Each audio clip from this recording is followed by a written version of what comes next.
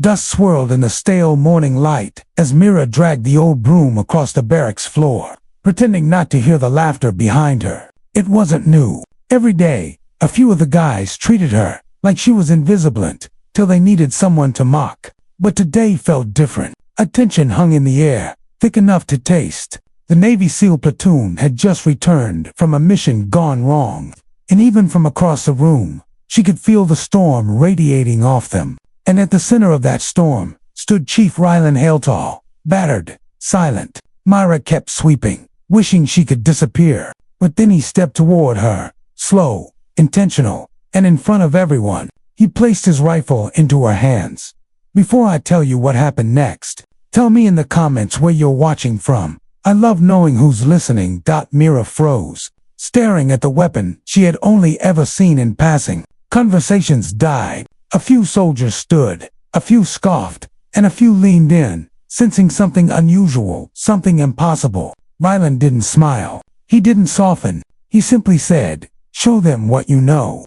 But no one knew what he meant. Not yet. Mira's heart hammered against her ribs. She had no rank, no place, no reason to be holding a SEAL's rifle in the middle of their barracks. She felt their eyes stab into her judgment, curiosity, disbelief. She wished she could run, but her feet refused to move.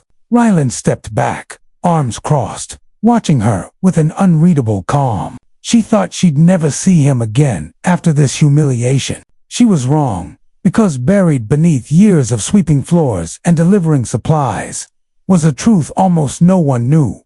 Her father had trained her. Long before he died, he taught her to breathe slow, trust the weight of a rifle, and steady her hands when the world wouldn't stop shaking. She had locked that part of her life away, convinced it no longer mattered, but Rylan somehow had seen it outside. The alarm blared, an unexpected training scenario thrown at the SEALs without warning, a mock hostage situation. One target placed at extreme distance, wind sharp, time ticking. Every SEAL present lined up for the shot. Every shot missed, just slightly, by inches, enough to fail. Rylan stepped aside and nodded at Mira.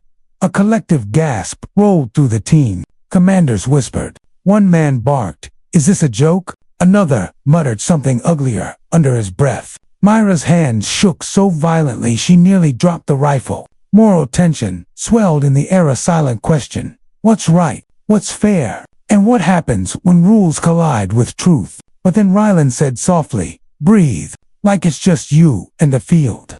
And suddenly, she remembered her father's voice, the way he'd place his hand over hers, the way the world grew quiet when she accepted the weight of the moment. Myra dropped to the firing position. The field stretched endlessly before her. Dust drifted across the landscape like tiny ghosts. The wind brushed her cheek, cool, steady, predictable. She exhaled slowly. Everything else faded. The murmurs, the doubts, the years of being treated as background noise. She squeezed the trigger. Silence. Then the distant metal target rang like a bell. The barracks erupted, not with mockery this time, but stunned shouts and disbelief. Even the commander, who moments earlier looked ready to end Rylan's career, stood speechless. And Rylan, he didn't cheer. He didn't brag. He simply walked over, gently took back the rifle, and said, "Don't ever let them convince you you're small." It was the closest thing to a blessing she had ever received. But in the weeks that followed, Myra wasn't magically accepted. Not by everyone, but respect began to bloom in unexpected corners. And when she walked through the base, heads lifted, not to laugh, but to acknowledge her. Kindness spread quietly, like ripples on a still pond.